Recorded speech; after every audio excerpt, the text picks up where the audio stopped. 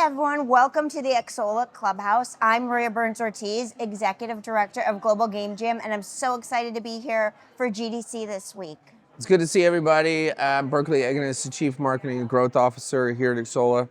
It's a continuation of partnership that we've had with Global Game Jam, and really we look forward to seeing what comes out of these jams. It's the future of games and what is out there and what the potential ideas and how they come to life is such an amazing story.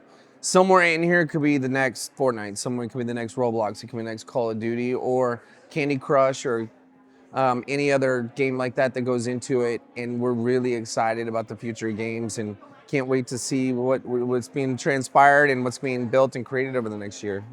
So there's been a lot happening over this last year and what's going on in the community and like what's going on with the folks coming out of the jam in January, which is super exciting. We hosted them in Kuala Lumpur and the whole team. What's the feedback from everybody? Like, how are we doing? Yeah, it's phenomenal. I mean, for us, one of the big things happened this year. Global Game Jam hit 500,000 lifetime jam participants, made over 100,000 games. And the really exciting part is a lot of it is people who are starting out their game careers, who are creating new things, who are creating the IP of the future, the games that go on to be, whether they're hit games or just the games that start people out on their career.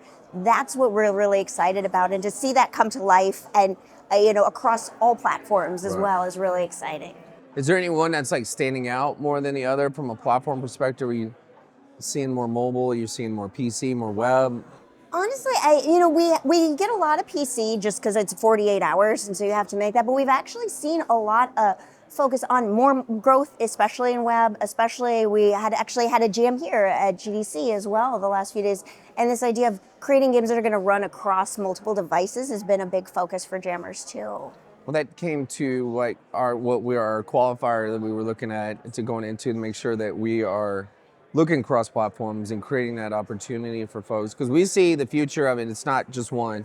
You're seeing folks launch on mobile and then they think about it a year or two later and it's on PC, or vice versa. They go the other way around, and it becomes a longer process if they can start thinking about that on the front end and being creative. It takes a special talent. It takes different kind of mind shifts and monetization. How are you going to figure that out? What the gameplay looks like? Then you're rendering it to different sizes in the post-production. So it's going to be really fun to see. Yeah. Well, and they're the kind of things that if you, especially with a lot of people who are making their first game or early in their career, and if you really start to think about it that way from the outset, it saves you a lot of time. It saves you a lot of needing to make changes down the road. And so I think that's been something that we've been trying to impart to our jammers as well, is really thinking about not just, I'm going to create this game, but what do you want to do with the game? Where do you want to go with it? And for us, because we're Global Game Jam, we have, jammers and users. They have users all over the world and players all over the world. And so for them, it's really important to think about, okay, if I want to be truly global, understanding that this market may be a very heavy mobile first market and this market might be PC. And so to understand if you want to be successful as a game developer and reach players globally, you need to reach them on platforms globally. What do you think about what have the teams been saying that are building these to go? They're looking probably for one market initially, but then it's the localization. We've had a lot of conversations here at GDC and this week here in San Francisco to go, what's happening from a localization? It's not, some people are like, oh, it's just translations. No, it's game design, it's configurations, it's platforms, it's viewports, things like that might need to change as you go into it, whether you're in Brazil versus Mexico or Canada if you're in North and South America. Or you're looking from Southeast Asia, where we were hosting in Kuala Lumpur, to Poland, just to pick a country. Yeah.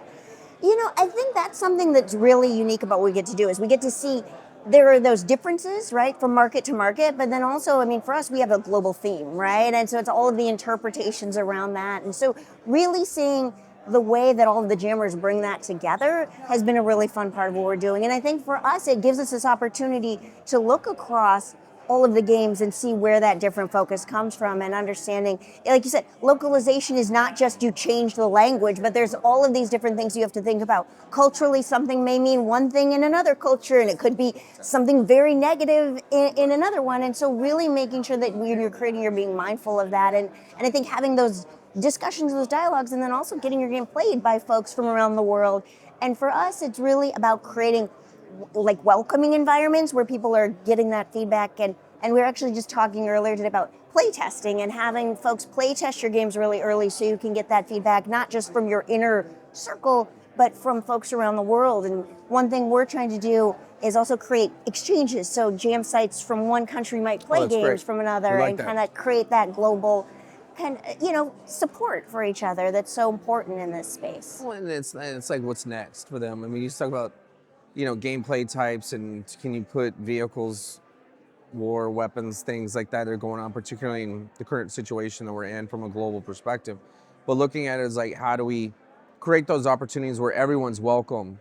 And that's one of the beauties of why we love collaborating with you guys, because everyone's welcome. It doesn't matter where you're from, what your opportunities are, what your journey is, male, female, different backgrounds, different languages that you speak, and be able to collaborate across geographies and kind of reach out to each other and then help each other out. That's one of the things we love about this community, is because it's all inclusive.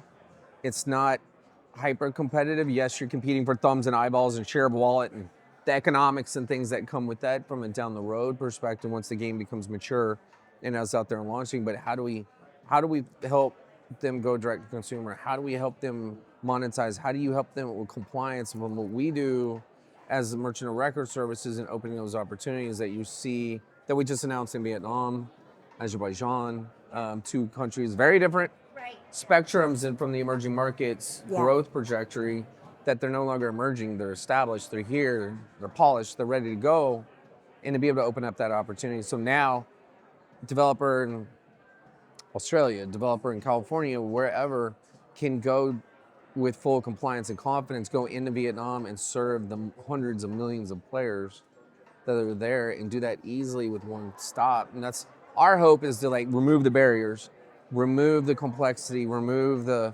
frustrations, the blockers, as we'll call them on projects from an internal perspective. Remove the blockers, everybody, and like going into it, make it easier for them to engage with the local community, because the payments complexity and landscape that a lot of these folks aren't yet ready for and going to, is like, just focus on doing a great game. Let us figure out the digital wallets, the alternative payment methods, the unbanked players that you have in Brazil, and collaborate with Pix from an application and a payment system and a digital wallet to be able to make that easy to go from cash from your job, go to a location, kind of trade the cash out for a digital currency, and then go make a purchase. So it gets to be kind of interesting and fun and challenging at the same time. Yeah, well, and that's one of the things that we really love about partnering with Xsolla, right? Is one of the things that is, people come into the jam and most of them don't really think about all of those pieces. You know, they want to make games, they're really excited about making games, and then they create something that is, and I will say, coming out of Global Game Jam, it's not a commercial ready game, right? We have 48 hours, and so it's they create something that starts them on that path. And then as they start to get out there, they realize there's all these other things that you have to think about, like, you said compliance and payments and all of those things.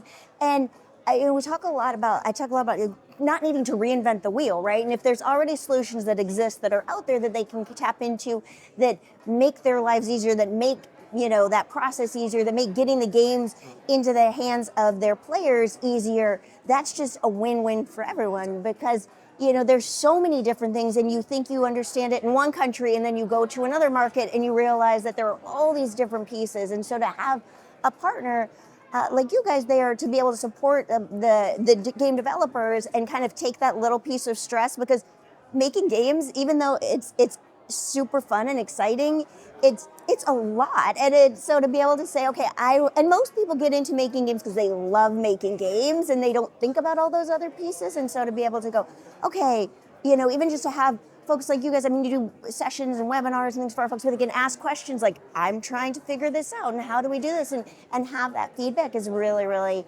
important. And you were talking about community, and for us, that's a key part of what we do. We ask people like, why do you participate in the Global Game Jam? And it's because that sense of community that comes from it, and bringing people together, and then celebrating game developers and players around the world. I mean, it's a pretty cool thing that we get to do, and I feel like what we do at Global Game Jam is similar to you guys, and we get to support people in taking those visions that lived in their head and turning them into things that people enjoy around the world, and kind of like make that happen. That's so cool. It's so exciting to see somebody. We'll see him at a show. I was a jammer, Yes. and I was in 2024, and going into it now. Like, I'm excited to see what Cologne's going to have in 2026 here in August to see, because we always run into a couple folks that have gone through the program and been a benefactor. And now you're like, I'm talking to this multi-game publisher, I'm talking to this investment house, I'm talking to the 10 cents of the world, I'm talking to these folks, and it's like, wow. Now, like, the opportunity is it's a real kind of journey story for a lot of these developers, and it's really exciting. We're committed to helping the future of games. That's why we want to keep going and just seeing great projects come to life. And then, who knows, we'll see. Next thing you know, we could see them in a movie. Like, down the road is everybody wants a movie now or a TV show for their game and putting that together. So go cross platform, multi-channel, transmedia, buzzwords and things like that you hear all about what's going on here. So it's gonna be kind of fun. But, and it's really cool, and you get to see it play out all over the world. And that's the really fun part is, these very, and sometimes you see these very local stories that have this global appeal, and that's really great too, is they bring it to audiences that they never considered. Like I said, whether it's games or movies or other media, like they get to bring it to the whole world and share those stories. So we're so excited. I can't wait to see what we have the back half of the year and what's going to be coming into in January 2027. It's going to be fun. But thank you guys for everything that you do. You've set up a platform and a vehicle to service the future of games. We're all in when it comes to that and discussions. It's been, the last couple of years we've collaborated together. So thank you for everything you guys do. It's all about us helping support you in your mission, because our missions align with what we believe in, creating longevity opportunity and opportunities for folks and the vision to go forward to ultimately enjoy the game and have some fun. Yeah, well, and same for us. I mean, I think it's through collaborating that everybody kind of comes together. And I always say there's no one winner in all of games, right? It's like everyone comes together and supports each other. And that's what I love about this industry is like everyone's rooting for each other and then getting to support that. And so we're, like I said, I love working with you guys as well. It's much You're fun. gonna have some fun.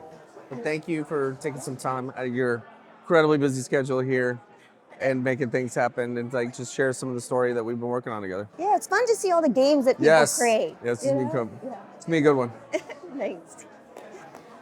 Xsolla.